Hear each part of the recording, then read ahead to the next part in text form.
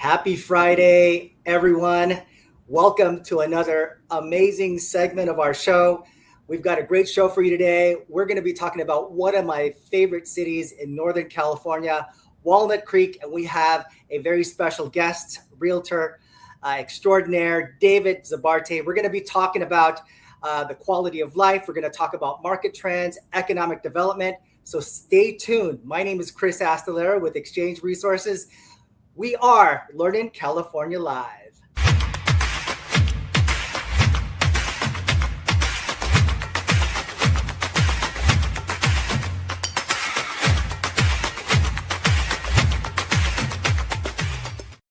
All right, Casey, how are you? Great to see you. I surprised you there, didn't I, Chris?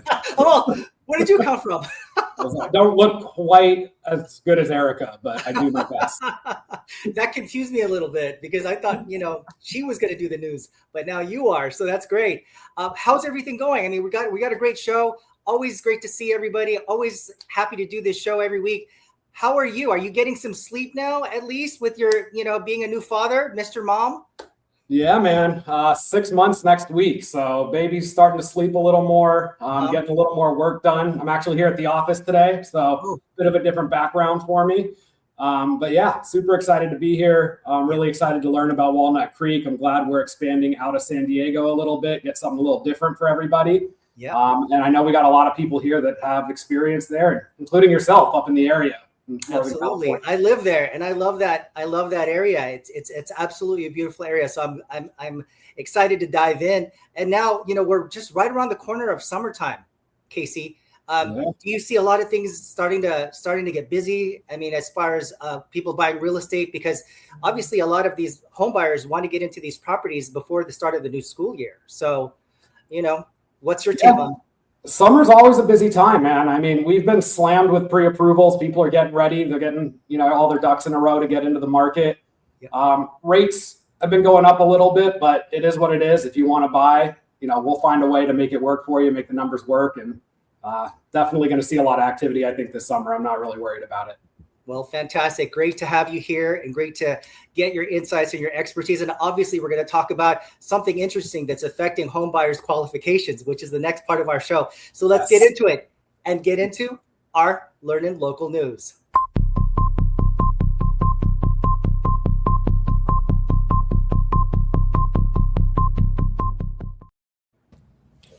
Hey, happy Friday, everybody. It's Casey Clayton with Cross Country Mortgage. I'm here to bring the news to you, but first, let's thank our first sponsor, Exchange Resources. Located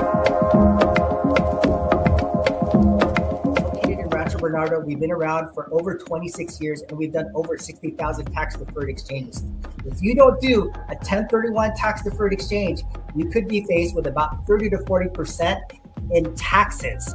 Right? Wouldn't you rather roll that over to the next property so that you can buy more with it? Well, we're here to give you your options. Let's talk.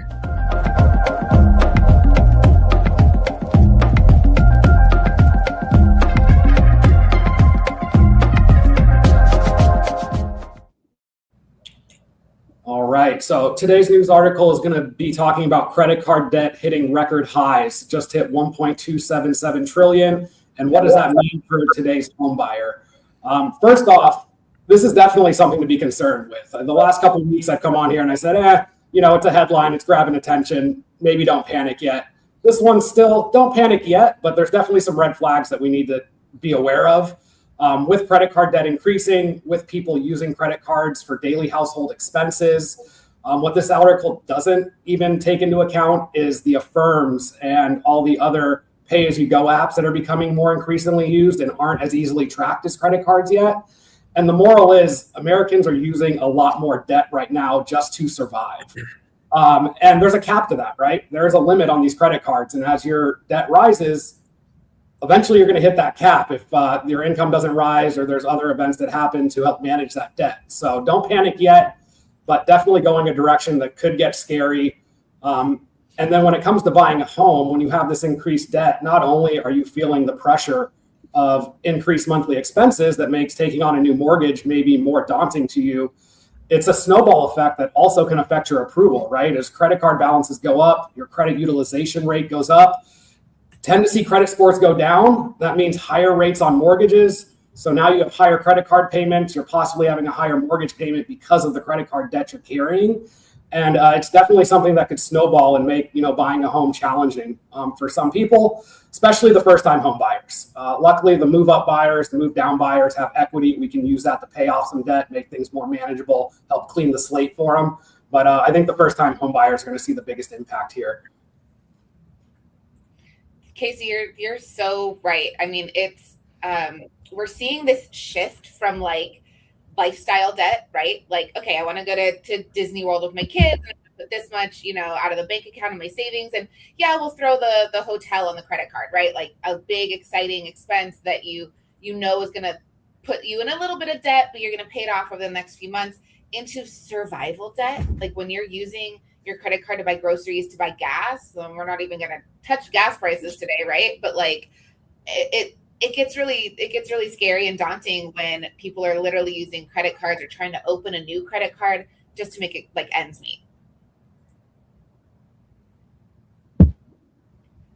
Oh, Tracy, I think you're muted. Hello again, everybody. Tracy Hassey. You can hear me now, right? Yeah. Awesome. So Tracy Hassey, Ticor Escrow Services. And yeah, this article really is daunting because this is really an epidemic, I think, a credit card epidemic, and it shows just where the nation is, where people are. And, I remember back when growing up, my parents would use credit cards, like Erica was saying, for a special trip, maybe to Disneyland with all 4 kids. And now more than ever, and I'm talking to people all day, every day, and it is paycheck to paycheck. Check, the credit card, like which credit card can I put this on? And so really, what can we do about it? That is the question, because I think people are super stressed. They're like, how can I ever afford a house at this rate with everything going on? But I want to bring hope, because I think more now than ever, we need hope. And with all of us and our expertise, there are people that can, I think we should do a show. Even Chris mentioned this in our chat. Let's educate people on what can they do now. Like in the article, it suggested calling the credit card company, asking, are there any promos now? Do you have any? Or even look for other credit cards where you can at least transfer your current balance to one with a 0% APR. In that article, 21% is the average interest. That's thievery. That is such thievery, right? And so what can we do to help ourselves and to help others? I think it is that education. And I know Karen Van Ness, who is I'm going to look on my notes, is the president of the San Diego Association of Realtors. She just she was cited in the press. You might have to come back to me. Let me see if I can find it real quick.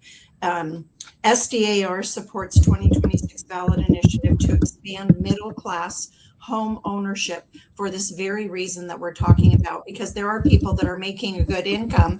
However, they don't have the down payment. So this is a fantastic article on the SDAR.com website. Again, SDAR supports 2026 ballot initiative to expand middle class homeownership opportunities. And that's a wrap. I could go on, but is that helpful? I mean, what are your thoughts? Yeah, that's great, Tracy. I just wanted to comment on what you said, and I love, coming to people with solutions on the show, right? And yeah. I did touch on it a bit. If you are a current homeowner and you bought 21 or sooner, you probably have a lot of equity in your home. So utilizing lower interest debt through an equity line of credit or a cash out refinance, depending on how good that rate is right now, could definitely be a solution that current homeowners have to kind of help them get out of this situation if they have built up some credit card debt or any other personal consumer debt that they're paying at a higher interest rate. So that, along with everything you mentioned, Tracy, that's great. Another solution for the current homeowners out there. Hey guys, Martin Magana with Oak Rock Realty. This is a topic that I actually really enjoy talking about. I personally love all things credit cards. When I was in college, most of my free time I would just spend just like researching what credit card I should get. And I used to do the credit card churning strategy where I open an account every 3 to 6 months to get the maximum amount of like credit points you can get while still keeping my balance basically at zero and then obviously maintaining my credit score. But with that, I can see how easy it is for people to kind of overdo it, don't use it like a debit card and end up just going into debt. And obviously, when you're buying a property, the main important aspects of it are your debt to income ratio, like how much you owe versus the mortgage, and then obviously your credit score. So just even though a lot of people are struggling with this, they're a little bit underwater. There are so many different options that you can do to kind of relieve yourself of that debt, whether it's different loan programs, whether it's debt forgiveness. There's other programs where you can possibly, like Tracy was saying, a balance transfer where you transfer the amount of debt that you comfortably can pay to a credit card that has a 0% for a certain amount of time. So just know that there's so many different options for you. You shouldn't be overwhelmed. You shouldn't be scared that you'll never be able to be a homeowner. Reach out to your local experts, and there's always something that can be done to help you. Chris, you're on mute. Muted. Chris, we can't hear you. I think you're on mute. Chris, you're on. Sorry, mute. hi. Here I am. So a lot of there's been a significant increase in the cost of living, and a lot of wages have not kept up with, the prices. It's just astronomically expensive, especially here in California. And I'm one of those credit card users that, if I don't have the cash, I'll go ahead and, utilize the credit card. But then obviously it's about 25 to 29% interest rate. So I try to pay that off at the end of every month, but not a lot of people have that luxury, and they don't pay it off, and then it continues to increase. So it's kind of an endless cycle of utilizing the credit card and trying to pay it off and not paying it off. And then it just goes back to the back burner. And then pretty soon you have a significant amount of credit card debt. From a investment perspective, if you're doing a 1031 tax deferred exchange, again, we work with investors who decide they want to purchase more properties with their investment property. They can actually buy equal to or greater than what they're selling. So if they're selling for $1 million, they have to be fully tax deferred by equal to or greater than that 1 million. But there's also what's called a partial exchange, where instead of buying 1 million or more, they can buy down to maybe $900,000. There's a difference there of $100,000 that you get at close of escrow. It's a cash boot, but you can actually utilize those funds to pay off all that debt if you need to do that. So that's another strategy. Awesome. But obviously, this is an epidemic that's happening all across the nation. Over $1.2 trillion in debt. That is huge. And I like what Tracy said as far as get credit card counseling. Obviously, what Casey said also, it's going to affect you purchasing a house, qualifying to purchase the house that you want to buy. So start doing that now. Start preparing. Start getting that credit card counseling so that you can be ready to start buying real estate and get into the game. So with that in mind, thank you all so much for your insights and your feedback today on this problem that we're seeing. And these are the people that you can actually go out to find solutions and help you buy real estate. With that in mind, let's get into the next segment of our show. And let's talk about what is LEARNin Local Live. LEARNin Local Live is a live podcast. So please comment and ask questions below, get involved with the community, get involved with our discussions, and ask questions directly to our subject market educators. We highlight real estate professionals who are actually out there in the field, who know what's going on with real estate. It's hard to really find out what the truth is out there because there's a lot of fake news. And in this show, it provides you the truth about what's really going on. We also offer off-market deals. And who doesn't want a discount on real estate right now, especially with the high cost of real estate? That's why we have Martin Magana with Oak Rock Realty. He provides those discounts in real estate, pocket listings. If there's a deal that you want, please comment below, get connected, and write up an offer on that deal. We also offer networking opportunities to meet these real estate professionals. But more importantly, we are here to educate, empower, and inspire you to make the right decisions in real estate so that it's not a costly mistake. Whether it be a primary residence or an investment property, we're here for you.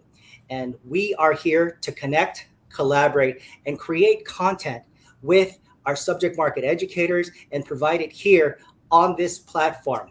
So with that in mind, let's get into the next segment of our show and meet our subject market educators.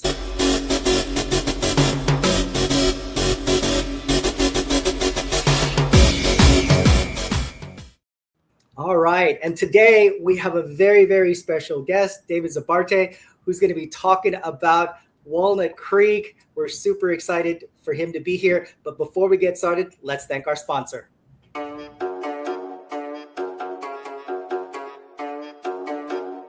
Hello, everyone. My name is Rafael Davis, aka the Black Belt Mortgage Pro. The Black Belt Mortgage Pro is here to help you in all your investment needs. All throughout the country, I'm able to get you an investment loan in 42 of the 50 states. That's what we're about. I primarily work with investors, and I found that investors, no matter what's happening in the market, whether it's up or down, investors are always looking for deals. If you need capital for your investment, I am the person to call. Reach out to me, contact me, and I'll have you covered. And just like my name, the Black Belt Mortgage Pro, I have to have an answer, just like a black belt in martial arts has to have an answer.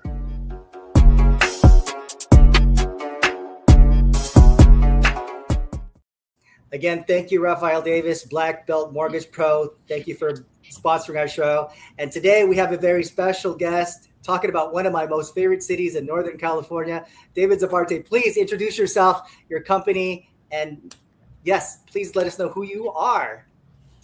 I'm David Zabarte.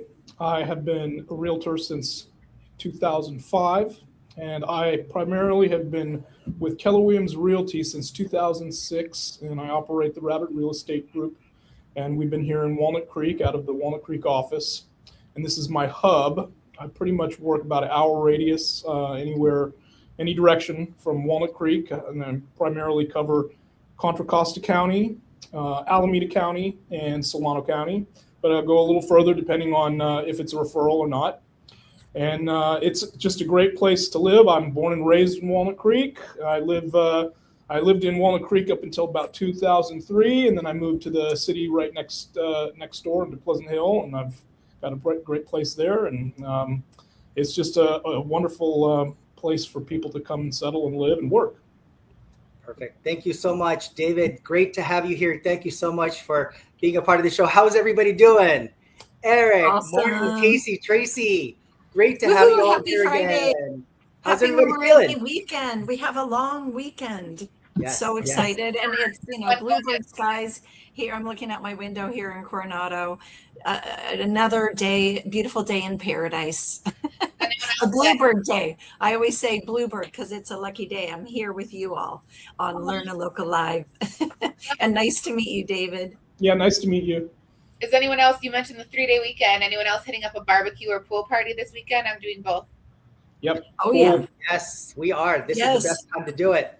Concerts in the park in Coronado. We're going to the Padres game tomorrow night, so I'm jealous, Casey. our fun Birthday for the weekend. party, a friend's birthday party. But yeah, everybody, if you're local here in San Diego County, this kicks off Coronado Concerts in the Park every Sunday through Labor Day, and they have some amazing talent that comes. It's Concerts in the Park, right at the park, right in the middle of town off 6th and Orange. So if you're around, come say hi, pop in. It's a blast. And then, some like locals you mentioned, too. Star Wars themed Padres this weekend against the A's, Oh, so how that'll be really fun. I'm looking I didn't forward even know that Padres team this so weekend. bad. Yeah, it's Star Wars themed. Nice. I know they're doing fireworks Saturday. Oh, they are? Oh, cool. I can see the fireworks from where I am in Coronado. I think Memorial Day starts off the SeaWorld's bi-weekly fireworks too. I think it's like Wednesdays and Saturdays. I love just going to like Ski Beach or anywhere else on Vacation Island, and you can just watch the fireworks right over the. Oh, Right that's a hot tip. Yeah, my very good tip. Go to anywhere in Ski Beach, just park there, grab a fire pit, throw some s'mores, and then watch the fireworks on a Wednesday night. Well, you guys, this is definitely the weekend to do it. We have a great weekend. We have a long weekend. You guys have all worked so hard. It's time to have a great time. But before we do that, let's dive into the next segment of our show and get into it with our Learning Local Insights.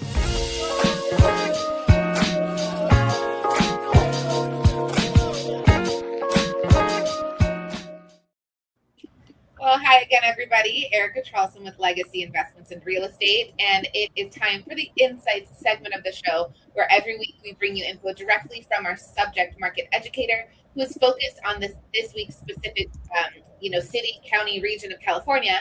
And we're going to get into that momentarily, but first, let's hear a quick word from our sponsor. Protection that puts you first. Your home and your family deserve security, stability, and peace of mind. For every mile, every moment, every memory in motion. Because every drive deserves to get you home safely. Comprehensive solutions that safeguard your operations, assets, and future.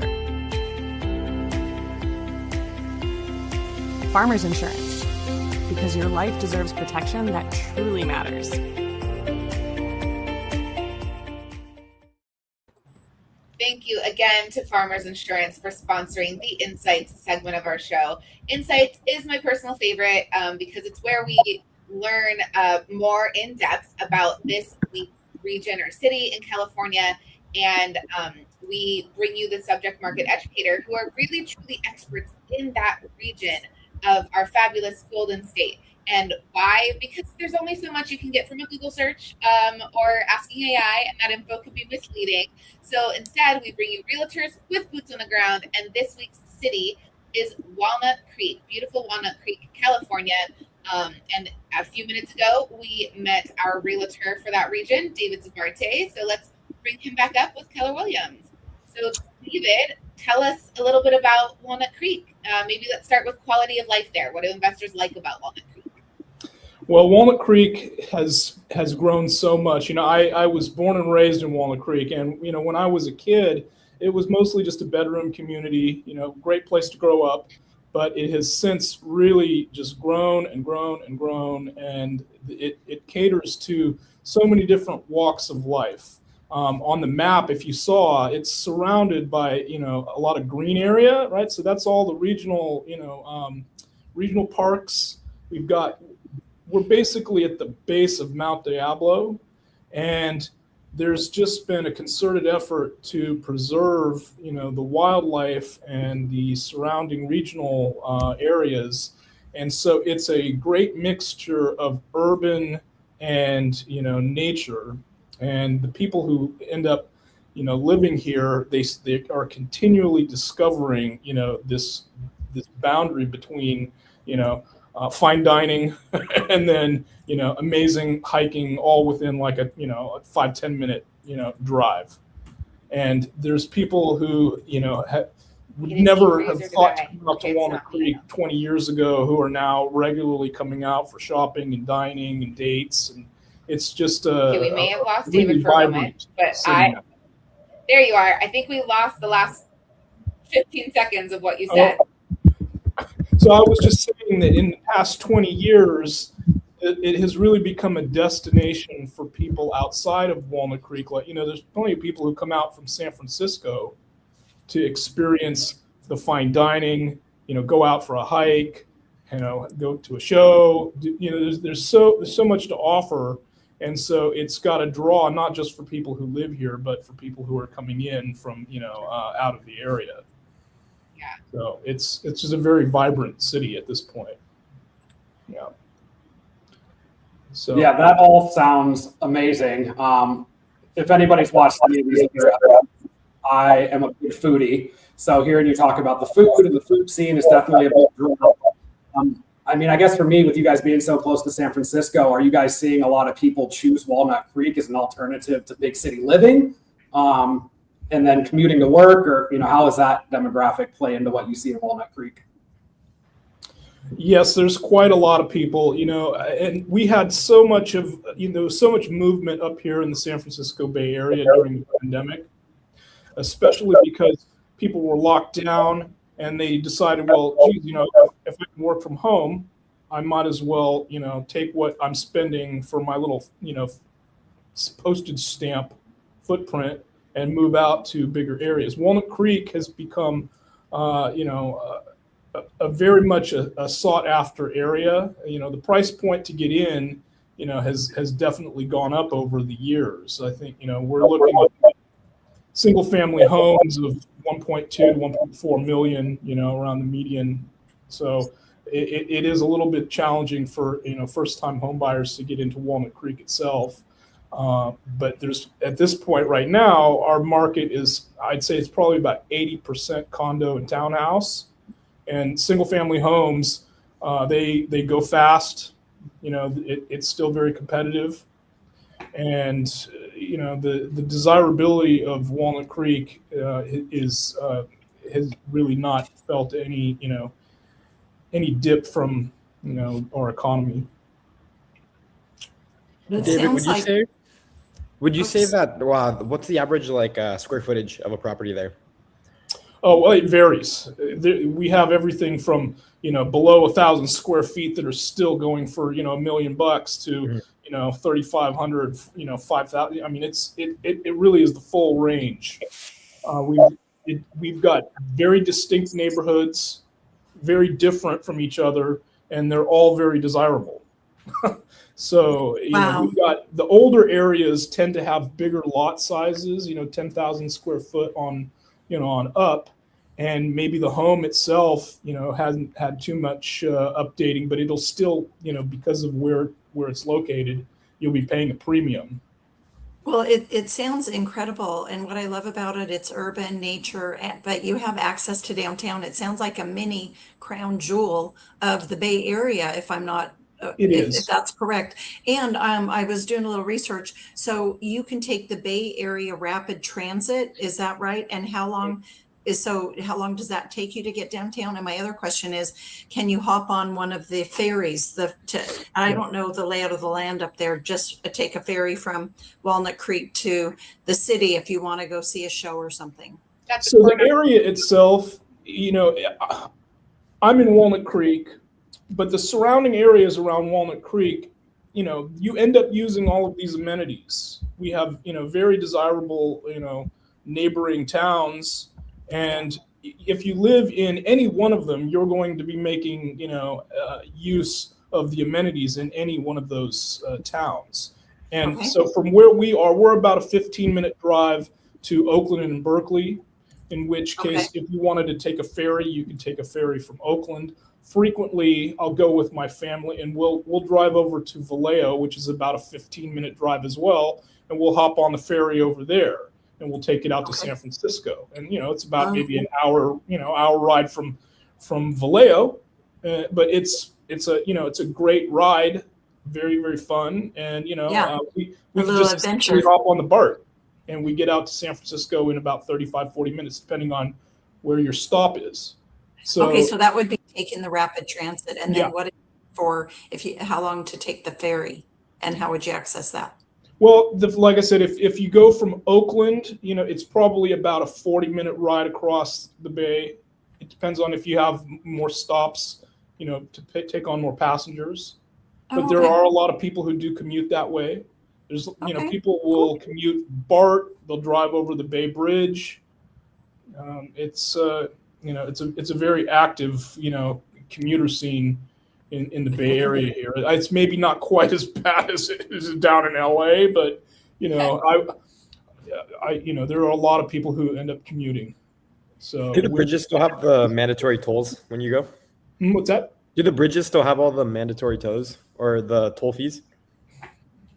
Very much so. Yeah, I drove by the Oakland one, the Bay Bridge, and then I got a thing in the mail how I owe like $8, and I'm just like, I drove by this one. If you don't have fast track, they just track you by your license plate number, and they'll send you a bill. Yeah, it's very. Pay that bill. They're going to come find you. If you're in a rental car, they reach out to the rental car company to find out who rented it, and then they find you. So you'll get your toll bill like 4 months They'll later. find you. Kind of funny. There's no getting away from paying. Yeah. We already touched a little bit on market trends because it came up kind of naturally, but tell us a little bit more about market trends here. You mentioned people moving from the city, as they call it, San Francisco, out into the East Bay. Some are moving into like the North Bay area. So Sure. what are things like price behavior? What's happening with pricing there? What are the rental dynamics? Are there more renters than there used to be? What's going on in the market? Well, we touched on a little bit about, how difficult it is with people and their paychecks, not really keeping up with the cost of living. The dollar has lost so much of its buying power. It's been very, cost prohibitive for people to buy.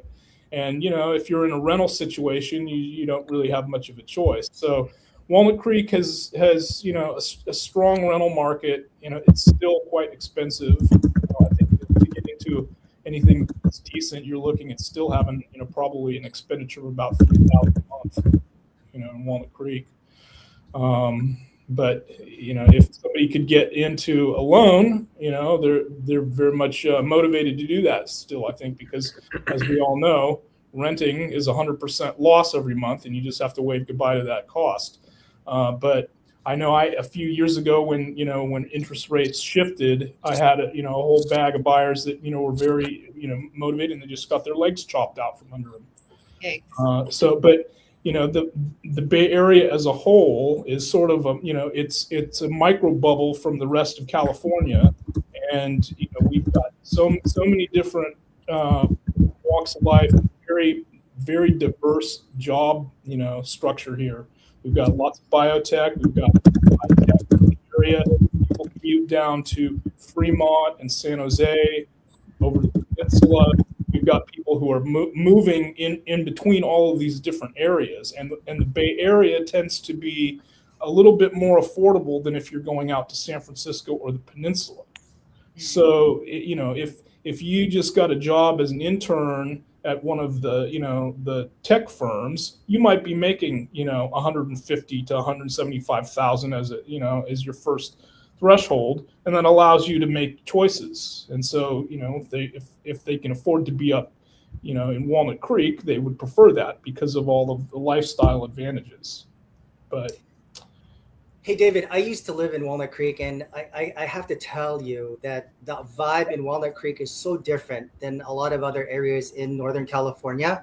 When it's lit up at night, when you're walking down the street, when you're downtown, the vibe is so different. It's so relaxing, and people are so friendly, and there's just so much to do.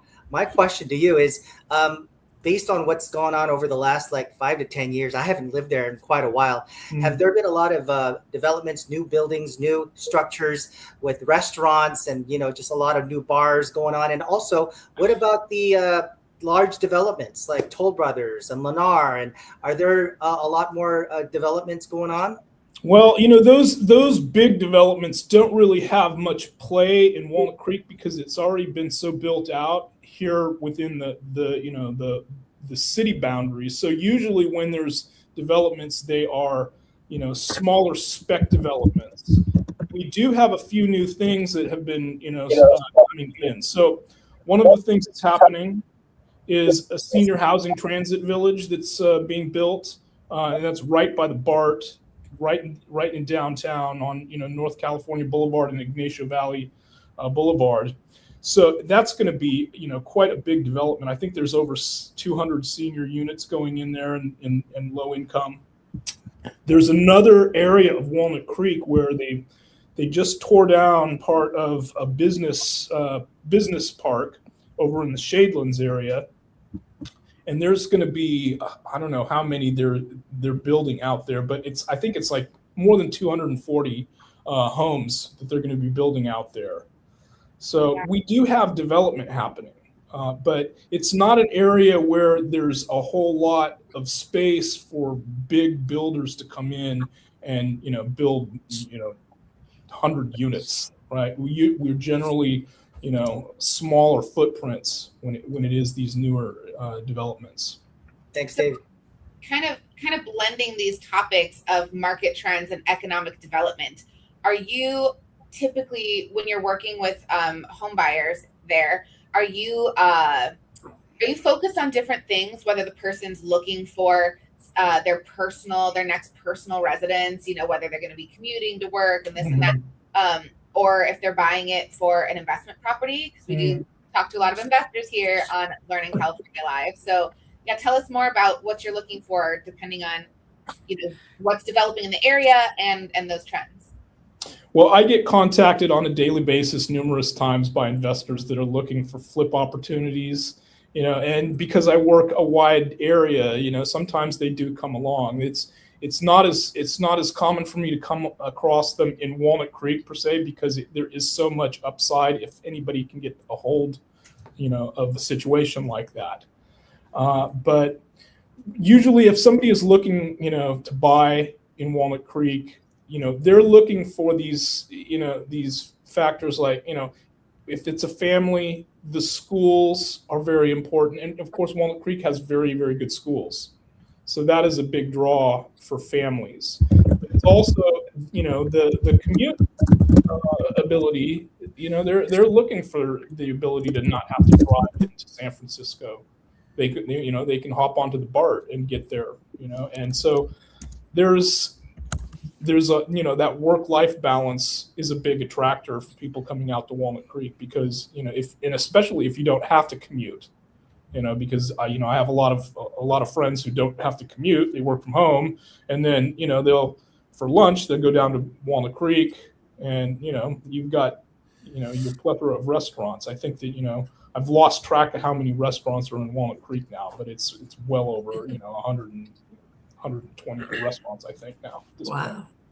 So, David, for all the product, because I know there's a few homes that are in like 80s, 90s builds. Are you seeing a lot of investor activity, like coming in and just renovating them, updating the property like in a cosmetic way, or do you not see much investor activity yet? I see the full gamut. If somebody is looking at a build that even if it's got foundation issues, right? If the investor is equipped to handle foundation issues, they might be able to scoop up something at maybe 70%, 60% of value, 50%, and then it's well worth it if they can handle that foundation issue, because we have very expensive clay soils here in the area, and depending on when the home was built, drainage is always the biggest problem with homes. And we've got plenty of homes where over a 75 period, massive change can happen to the soil, and then that's a big window for investors if they can come across something like that. Because if you're able to fix something that might take $100,000, $150,000 for somebody to come in there and do it, that's out of reach for a lot of home buyers. But for investors, that is within their scope, and then they can make the upside, because it's really about location. So, and we have numerous locations within Walnut Creek that could perform if you could get a hold of the property. So we see it all. Cosmetic, those are no-brainers. Perfect. Well, David, thank you so much. And thank you, subject market educators, for all your insights into Walnut Creek. So great to have you here. So let's get into the next segment of our show and transition into our Learning Local Deals.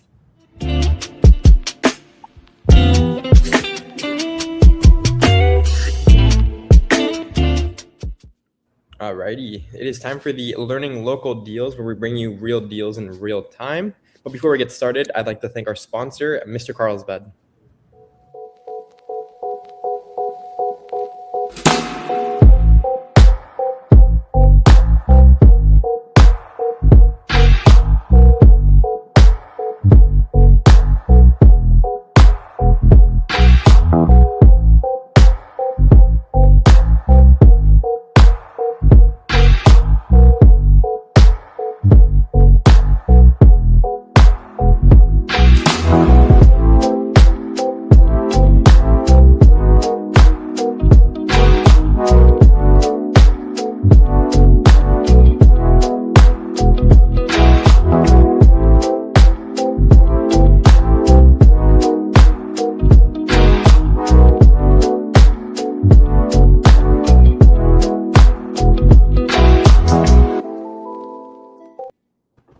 Awesome. Thank you guys for that. And of course, it's time for our deal segment, where we're going to be bringing you a deal kind of local to the area that we're going to be showcasing. In this case, we're moving over to Discovery Bay. So this property was brought to us by David, so we really appreciate that. It is a 5-bedroom, 4-bathroom, 3,333 square foot property sitting on just above a 6,000 square foot lot. It is a 2005 build in an HOA gated community. The pricing, honestly, for the area shocked me. It was, I think it's $700K, if I'm correct. But it's like a perfect cosmetic renovation. A lot of home buyers might be okay with this quality of builds just to get into the area. But I know here in San Diego, a lot of investors will see this and just see a super easy fix. You just redo the flooring, some of the kitchen cabinets, the bathroom. But overall, the footprint of it is gorgeous. The front of it being a 2005 build. The curb appeal is already there. You have the tile roof, so you don't really have to do too much there. It looks like it's in great condition. All the big ticket items look in great condition. It's just really a quick, easy cosmetic flip, maybe a little bit of work in the backyard. But besides that, like, it's a gorgeous property. David, Yes. what do you say about the listing? What are some of the selling points, some of the things you like about it, and kind of why you took it? Well, I took this one. This was a referral from a very good friend of mine.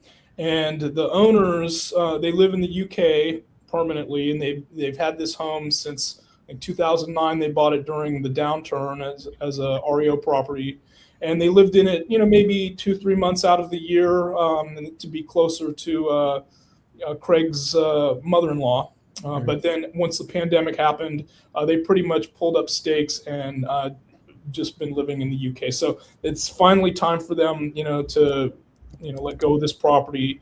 And so when I took it on, I just, I had to make sure that we cleaned it good, had it inspected. We did find that there was a pretty severe failure in the upstairs master bath in the shower. And so we had that rebuilt because it ended up leaking. But now it's pretty much a turnkey for somebody who wants to just do a cosmetic upgrade.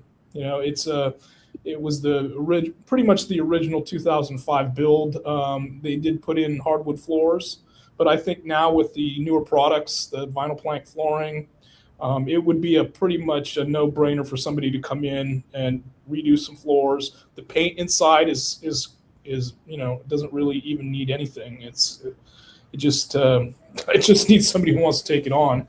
But the market out in Discovery Bay, for a home that's this size, it's actually, we've got it listed as a 5-bedroom, but it's really more like a 6-bedroom, because what was used as the den actually has egress for fire. So if somebody needed a full 6-bedroom, it's really a 6-bedroom home. So yeah, I just think it's, the market is a little bit, slower out there. Average time on the market in Discovery Bay, I think it's cresting over 75 days on the market. We've been on for, I think 66 days now. So, but there's not really a whole lot available out there either. So I have a question. I'm not familiar with Discovery Bay. Describe Discovery Bay. What's that? What are the dynamics? So Discovery Bay is out at the end of the Delta. And it's a community that there's a lot of homes that are there that actually have docks where you could, go out to your boat and get onto the Delta, which connects all the way up to, the Sacramento River and all the way out to the bay if you wanted to take a boat. So it's a great community, but it's part of Contra Costa County that is on the east end of Contra Costa County, which is Contra Costa County. Contra Costa County it's probably the biggest county up here in okay. So Wow. it would take you a whole from where I'm at in Walnut Creek to get out to that end, the very end of Discovery Bay, it'd probably take you about 55-minute drive. Okay. And it takes you out into the country. There's orchards and fruit. I mean, it's quite extensive, the landscape that we have out here. But that community is in particular sought after for people who like water sports, water skiing, spending time on the Delta. Yeah, David, on this specifically, definitely see the cosmetic flip angle. But the first thing that jumped out to me was that 3-car garage. Oh yeah. The third separate garage. So talk to us a little bit. I know in San Diego, ADUs are huge. I know this property has an HOA, so there may be an additional layer of challenges there. But in general, in that area, Discovery Bay, Walnut Creek, what are the ADU laws like? Is it pretty relaxed? Is that a play that they could do here, or is that just not on the table? There are a lot of people who are making use of the ADU laws. I think like any city, Walnut Creek is not necessarily the easiest, but it's not the hardest either. So you have to have all your ducks lined up in a row. As long as you get your paperwork drawn up correctly and you're willing to be a little bit patient, you can get them to go through. In this particular instance, because this has a detached third bay, I know for a fact that they can be converted into a living space, because we had one comp that sold that, they had as a little casita. And there's a great value add up there too. That would put a lot of value on this property if somebody came in there and wanted to outfit it in that way, where you had a little mother-in-law on the front, very private. But it's for storage. It's just got a massive amount of storage. You could use it for a boat. I mean, there's I think it just is. It requires somebody who has some vision with what they want to do with that space, or somebody who has a big family and needs that, 3,300 square foot plus, footprint. Hey, David, I absolutely love the price. And obviously, you can, in Discovery Bay, you said like it's about 75 days on the market is the average. Mm-hmm. With a lot of people, if they're looking at that, they can probably get some really great deals out there. So as far as renovations, if an investor or a family were to go in there and upgrade it, what do you think the cost is to just completely remodel it and upgrade it to today's standards? Well, I think, it really depends on, what fixtures you're choosing. Right now the cost is, in the actual amenities that you're putting in, right? So I think that has a wide range versus, with your taste. But if you're coming in with a contractor, standard kitchens that used to cost $30,000 now cost like $75,000 to $80,000, right? And that, I think that is, directly related to the degradation of the buying power of the U.S. dollar. So, this kitchen is quite functional, but if somebody wanted to come in and change out the cabinets, that's going to be a big cost. If you just want to paint the cabinets and change out the countertops, you've got an immediate, upgrade that, for most people, I think would, be quite functional. So, your cost is going to, range between your choice of materials. Are you going to put in granite? Are you going to put in quartz? Do you want to put in, there's the sky's the limit on what you could choose. But, we priced it based on the assumption that somebody's going to look at this and go, okay, I'm going to need to come in with about $75,000 for the kitchen. And for the bathrooms, you're probably going to need about $10,000, per each bathroom. And for the primary bathroom, you probably look to spend anywhere from like $20,000 to $30,000, $40,000 easily. So, the homes that have been upgraded in the Discovery Bay area go up, well past $1 million. So, it really is, it's a footprint that gives a lot of choice for somebody who has the means to, turn it into something that, they want to live in. Probably last little question, because we're almost out of time, but I see the HOAs around $200 something. Would you say that's pretty average for that area, or do you see them going up a lot higher? I think, when it comes to these gated communities, because there's a security gate, there's picnic facilities and bocce ball and tennis courts and things like that. They have 2 man-made lakes. There's walking trails. There's, the maintenance of those common areas. I'd say it's pretty standard for that type of a community. We see it, it depends on what amenities, they have to cover. But that's pretty standard. All right, everybody. Well, we're out of time on this segment, but thank you all so much for your insights and your feedback. David, Martin, Tracy, Erica, and Casey, always great to get your feedback on the deal section. So with that in mind, I'm super excited to move on to the next segment of our show and get into it. So let's dive into the LEARNin Local events.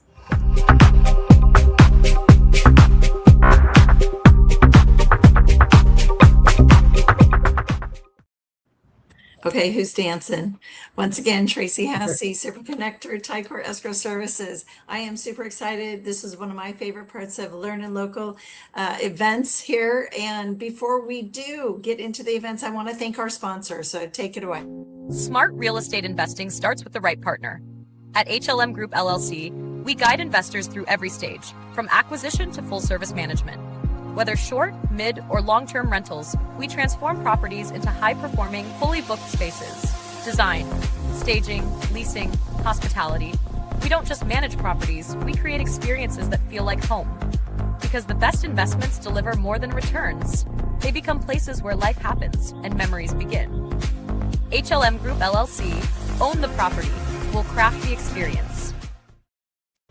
Thank you, Roger Lee, HLM Group LLC. So everybody get ready, grab your pen and paper and jot down some of these upcoming events that we're going to be focusing on and sharing with you. And we're going to look for feedback from all of you. If there's any events that you're excited about that we may not have noted here. So let's take it away. So LEARNin Local Live every Friday. I mean, just put it in your calendar and get it on repeat every Friday. More of this with different experts, a lot of the same. And then we have our special guests. We have real conversations, local experts, powerful insights that could be the game changer for you winning over that property because you're working with the right people. So we'll see you next week. And our next LEARNin Local Live is featuring Carlsbad, California. Oh my God, I love this image here, featuring Mr. Carlsbad, John and Eris Anagnos. And that is, oh my gosh, next week, May 26th, 3:30 p.m. at the Bermuda Club in Carlsbad, California. It's a speakeasy venue space with local connections, cold drinks, big ideas. Swing by, connect with LEARNin Local Live. I meet the people on the podcast, and we're all here to network, connect, and put deals together so we can all prosper together. And then we have the real estate industry speed networking, one of my all-time favorites. So this is the hosted by the Real Estate and Strategic Partners Committee at the University Club San Diego, downtown San Diego, with the best views of San Diego and Coronado. It is a private club, so if you're not already a member, come join the fun. It's going to be epic. It's going to be wild. Deals are going to be being put together. That is next Wednesday, May 27th, 6 p.m. Be sure to call the University Club to RSVP your seat for that. And Erica and Chris and I are on the board, are on the committee there. So we'll be there and ready for action. Right, team? Yes, absolutely. So yes, real estate insights, deals, and events in real time. Mr. Carlsbad, June 1st. And that is 1:30 p.m. to 3:30 p.m. That is going to be a ton of fun as well. June 1st will be here before we know it. It's like a week from Monday, I believe. Or is that June 1st? Close to it. So we are here to connect, collaborate, create, and prosper together. And I want to thank Coach Rue, our founder, and everybody here today. Flew by so fast this past hour. Oh, Coach Rue, you're on mute. It was amazing. David, thank you so much for joining us as we've expanded to Northern California with the show. I know that we run a little bit over, but we actually planned for that. We have a little 5-minute buffer here. How was your first experience on the live? I know that you've been on here previous generations ago, it seemed like. Yeah. It seems like you got a good group, and I really enjoyed coming on here. You know, it's always fun to hear, different perspectives, especially in California. I love the San Diego area. Great place to live. I got, numerous relatives who live down there. Last time I always saw like you, to hear what's going on down in your neck of the woods. Last time I saw you, we had a dozen clams and beer in San Diego. So you got to come down again. For sure. I definitely want to. It was an amazing show, you guys. I think given the fact that we were expanding to the rest of California. I mean, it's really the first step in our essentially our expansion plan to the rest of the country. This is just the beginning. We actually have our launch party next Tuesday at the Bermuda Club, launching our very first city live, everybody. So this is Carlsbad. Obviously, everybody here is here for the hope to be locally famous, get that NIL money in real estate, if you will. Everyone understands that name, image, and likeness game. We're all playing that brand game. And I mean, I'm just lucky to have, people on the team like you guys, like you all, because I think, we only need so many, we only need one 1031 exchange person. We only need one DST person, right? Obviously, lending is a huge deal. Wholesaling is a little bit difficult to be nationwide as a wholesaler, but, San Diego's plenty of business. And obviously, escrow. I mean, gosh, you only need one escrow person, right? Oh, thank you. But yeah, so if you haven't RSVP'd for next Tuesday, please make it. Please make it out. I'm sure Chris will be out there pouring some Cadillac margaritas, his specialty, and and hopefully we'll have a city show up in Northern California, David. You'll be here, I hope. But again, you were a previous. You were on the show previously when this was even here. So I know that you'll be here in the future. So really appreciate you all. Last thing I just want to mention is that please join us on the Academy. If you're a local business professional, specifically a real estate professional, and want to get locally famous for what you do, I think it's super important. If you're with the times, if you understand that AI is going to eventually take your lunch, or at least try to take your lunch, you got to be live. And if you're not live, it's not happening fast enough, because deals happen really quickly, guys. Right? Mm-hmm. I'm sure that deal in Discovery Bay and that one in Walnut Creek is going to go quick, David. I assume. Yeah. So I really appreciate y'all for being here. Chris, thank you so much for hosting. I'm going to let you have the last word and end the show. All right. Thank you all so much for being here. This was exciting. Thank you, David, for being here as a special guest talking about Walnut Creek. Everybody here, Erica, Casey, Martin, Erica and Martin, thank you all so much for being here. It was such a great show. Love to have you again. Thank you so much for watching today, and we'll see you at the next LEARNin California Live.